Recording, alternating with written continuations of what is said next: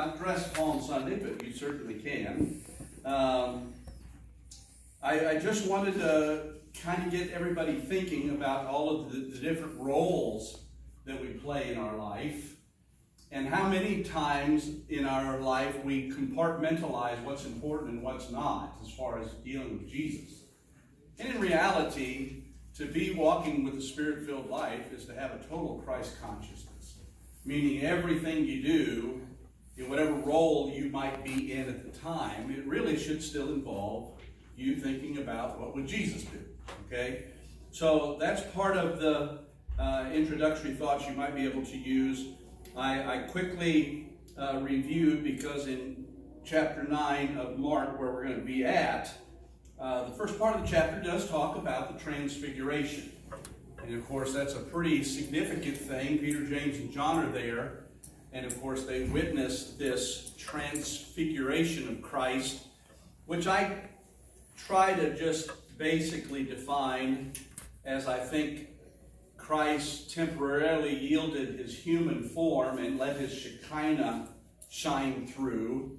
And of course, in that transfigured state, Jesus is visiting with Elijah and Moses and Peter, James, and John, who are the only three there to witness all this. And by the way, it's in the context of Jesus said, there are some of you who will not die before you see the Son of God in his glory. Well, the next thing that happens is this Mount of Transfiguration, with Peter, James, and John witnessing this, okay?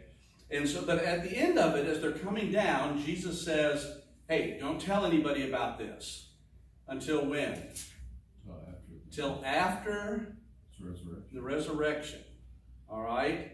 And this was completely baffling to James and John and Peter. They didn't fully understand it, and yet certainly it will come into clear focus when all of those things come to pass. All right. So the big idea is belief in Jesus is essential in all areas of our life. And he goes immediately into an illustration where belief and faith was absolutely vital in the life of this father who had a major challenge on his hands, okay? So the first idea is the idea of powerless. And it's both the father who's powerless over the situation, but it also introduces us to the 9 apostles, the 9 disciples who had been left from the Mount of Transfiguration experience, and they found themselves powerless in this case, all right? So Jesus comes back after the Transfiguration, according to verses 14 and 15, and when he appears, when he shows up, what's the response of the people? They're amazed, and they're excited, and they run over to him, all right? Now, the question is, why were they amazed? Because Mark is very uncommittal to why they were amazed, but they were. And so we don't know exactly, except that in verse 15 it says they were greatly amazed. And so part of it may have been that they were involved listening to these religious leaders debate with the disciples, and it was almost like suddenly he appeared. All of a sudden he was there. And that may have been part of the amazement. I suggested the idea to at least consider. You'll remember, after Jesus now comes down from the Mount of Transfiguration, it's not unlike when Moses comes down from Mount Sinai after having been in the presence of God's Shekinah. And what was the truth of that, according to Exodus 34? Yes, his face radiated the glory of God, and it said so much so that it scared the people. All right? Now, I don't know if that's still happening on the countenance of Jesus or not, but whatever it was, Jesus shows up, they're excited and they're amazed, they run out to him. Well, Jesus knows that his disciples have been involved in this debate with the religious leaders, so he asks, what's going on? And even before they get into that discussion, this man interjects himself into the story and makes an appeal to Jesus on behalf of his son who is oppressed by demonic activity. All right? Verses 17 and 18. All right. the father described the boy's condition for Jesus. And what I've done here is I've taken some time in this bullet point to deal with questions that sometimes arise about the whole issue of demon possession. What's it mean from first century when the Bible talks about these kinds of things? So the father describes that his son has a dumb spirit, which indicates, of course, that he can't talk. Verse 25 says he was also deaf. So it's kind of like the story of the guy we talked about today. All right? But in any event, the father described that this demon, this devil inside of the boy, would frequently tear him, which often resulted in him, later on it tells about these physical bodily attacks. But I mean, it was almost as if the boy was being threatened with his very life. I mean, this demon would tear him, as it were, throw him into the fire, throw him into the water. So this is a serious, serious matter, and the disciples were powerless to do anything about it. It's one of the first things the Father says when he comes to Jesus. He said, I took this matter up with your disciples, and they could do nothing about it. All right? Okay, right there in the middle of that bullet there, I asked the question, how should we understand the context between disease and demonic activity as stated in this circumstance? Well, taken out of some of the content of our lesson in our leadership guide, I thought they did a nice job of giving the different possible responses to this. All right, so they said directly this: not all disease in the Gospels was thought to be caused by demon possession. Okay, clearly, we read about all kinds of circumstances where somebody has leprosy, somebody is blind, somebody is deaf. Those circumstances have paralysis. Those circumstances are never equated with demon possession. All right? So there are illnesses people understood were just part of the fall, the curse.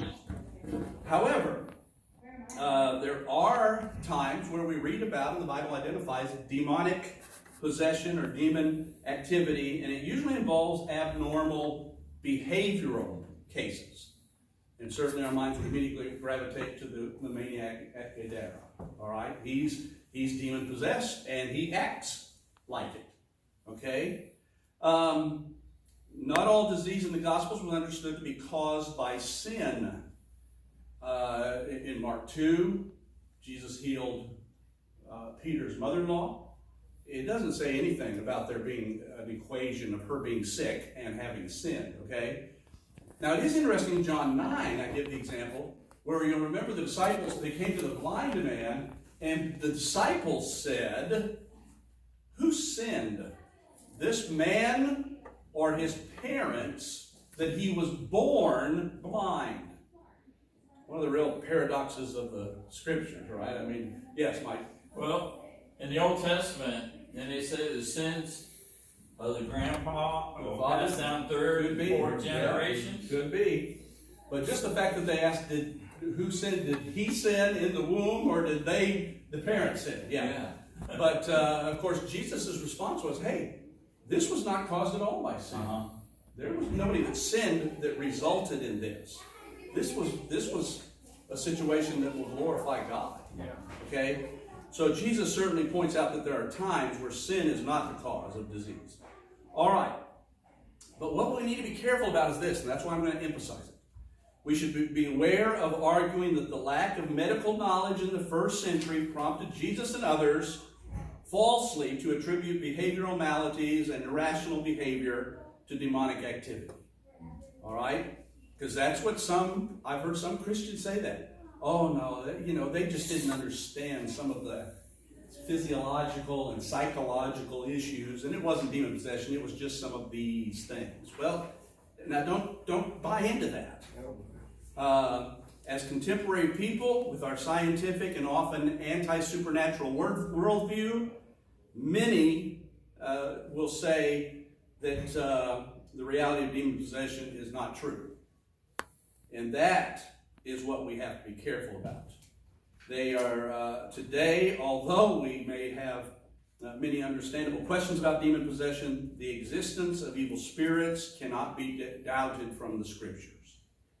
So, nor can we doubt their ability to have an evil impact on human beings.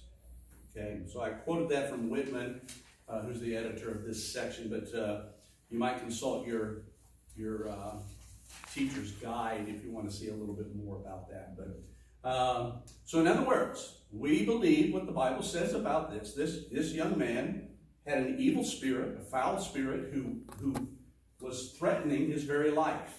Okay? So the dad comes in hopelessness. That's the next statement. The disciples, by the way, when Jesus heard this, the disciples could not deal with it. It's them that he turns to and says, "Oh, faithless generation." Right? How often do we hear him encountering with the disciples? "Oh, ye of little faith." Right? So, but I underlined a point that I want you to emphasize. Apparently, because they'd gone out on their first missionaries' endeavors and they came back bragging about the fact we were able to cast out demons. Almost shocked. But it was under the authority of Jesus that they had gone. That's right. Now, in the underlying part there says, apparently they did not realize the relationship between their faith in Jesus and their ability to cast out evil spirits. I think that's the way we should understand this. And so they had attempted to do this with this hard case, and because they were not actually doing it in the power that Jesus gave them, the authority, it was hopeless for them too. And so Jesus speaks to this issue. Again, the questions I just asked a moment ago: how long shall I be with you? How long will I suffer you? Jesus knew that he wasn't going to be around much longer, and that they better get with it to understand what they needed to do and what power they needed to do it in. And again, he suggested that they inculcate these truths to their "oh, ye of little faith" lives. All right. Just for sake of time, the young man, Jesus deals with him. They bring the boy to him. Again, he asked the father to explain the thing. And it wasn't so much that Jesus wanted to know all the details, although the father got into a lot more details about what happened with this young boy. But the matter of it is, for both the father and for everybody else that was listening, Jesus wanted them to understand the hopelessness of this situation. This had been the case since the boy was a child, and nothing had ever helped. And Jesus was his option. So, point number 3, faithless. The father begged Jesus to help. And this is one of those beautiful stories in the scriptures where Jesus said, "If thou canst believe, all things are possible to him that believeth." Verse 23. All right. You see, I've given some bullet points there. But what I want to emphasize is we don't just say, "I have faith, I have faith, I have faith," and that's the kind of faith Jesus was talking about. No, it's faith in the right object. You have to place your faith in Jesus and his ability to do these things. And so that's really what he said. So, and later in Mark, Jesus will say, "With men it is possible, with God all things are possible," right? But don't you love the Father's response to this in verse 24? The man responded immediately. And that's a response of faith. There's not a delay in faith. But he says, "I believe." And that's a confession that he believes and trusts that Jesus' ability to heal. But he also then adds this beautiful addition: "Help thou mine unbelief." I love that, don't you? Boy, oh, you little faith people, all of us, that's where we should all be. I believe. Oh Lord, help my unbelief. Make me stronger in my faith. Make me trust that you are the one that can do this. All right, and then the last word is faithful, because it's what Jesus does. He rebukes this evil spirit. He comes out of the boy one more time. He tears the young man down, and he's writhing in pain. And then what happens when that's done? What do the people conclude? He's dead. I mean, this thing. But I want to remind you that as he approaches this demon, just like it is in so many other cases, the demons recognize Jesus.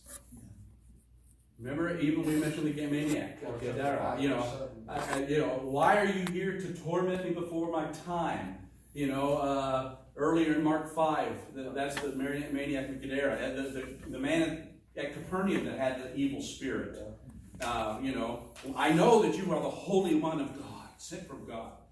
Demons recognize who Jesus is, and so does this one. And so when Jesus rebuked him, he could not resist. He had to come out. And by the way, Jesus multiple times says, come out and don't come back, which is a really interesting part of the equation because, again, we would say if a person then puts their faith in Christ, then demon possession isn't an option for them to come back. But you'll remember the sons of Sceva in Acts, you know, they had a demon cast out and they came back and were stronger because they hadn't really trusted God. Yeah, exactly. All right, so Jesus says praying and fasting, that's what it takes for some of these cases. You have to have faith. You have to have faith in the right object. But you also sometimes really need to commit this thing to prayer and fasting because some of these are tough. Okay? I think you'll enjoy the lesson. It's a lot of information. I hope you'll be able to communicate it wisely. If you have any questions, don't hesitate to call me. Okay? All right. Thank you very much. God bless.